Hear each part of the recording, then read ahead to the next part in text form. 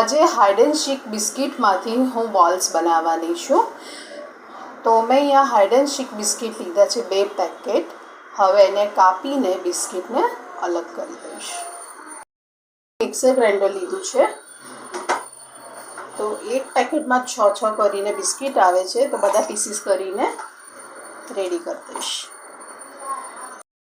આમાં હું 2 ચમચી જેટલી ખાંડ એડ કરું છું. જો તમારે ખાંડ ના નાખવી તો તમે સ્કીપ કરી શકો છો. આને એકદમ ફાઇન પાવડર કરી દઈશું. ફાઇન પાવડર કરીને રેડી રાખ્યો છે. આમાં હું 2 ચમચી જેટલી ટોપરાની છીણ પણ એડ કરીશ. હવે આમાં થોડુંક જ પહેલાં 2 ચમચી જેટલું દૂધ એડ કરવાનું અને મિક્સ કરવાનું. જોઈતા પ્રમાણમાં જ દૂધ એડ કરવાનું. બહુ પહેલેથી દૂધ વધારે નાખી દેશો તો પછી બોલ્સ નહીં વળે.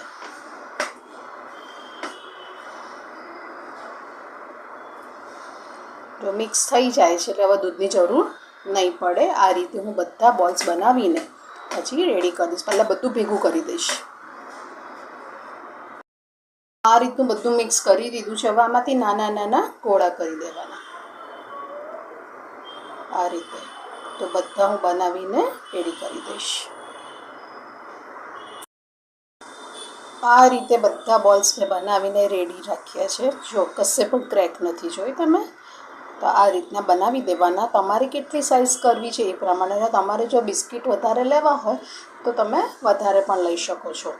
મેં અહીંયા ગાર્નિશિંગ માટે થોડુંક ટોપરાની છીણ લીધી છે.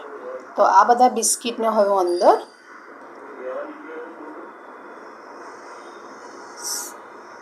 કરી દઈશ.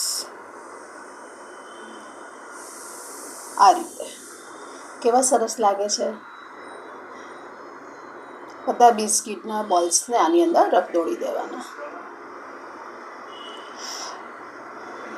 કોઈ દિવસ અચાનક મહેમાન આવ્યા છે, બહારની મીઠાઈ ભાવતી નથી હોતી, મોંઘી હોય છે, તો તમે આવી રીતે બનાવીને પણ મહેમાનને આપી શકો છો. રક્ષાબંધન આવશે, દિવાળી આવશે, ત્યારે પણ તમે આવું બનાવીને આપી શકો છો.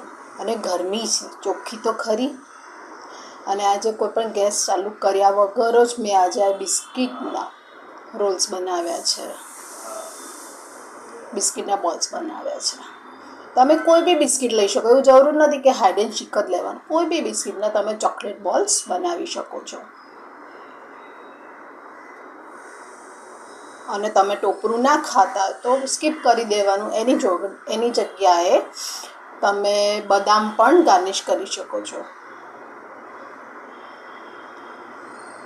જો સરસ લાગે છે ને. સીક બિસ્કિટમાંથી મેં ચોકલેટ બોલ બનાવીને રેડી કરી દીધા છે. સાથે મેં ટોપરાનું ગાર્નિશિંગ આપ્યું છે. તો તમને મારી રેસીપી કેવી લાગી? જો સારી લાગી તો લાઈક કરજો, કોમેન્ટ કરજો, સબસ્ક્રાઈબ કરજો. Thank you for watching.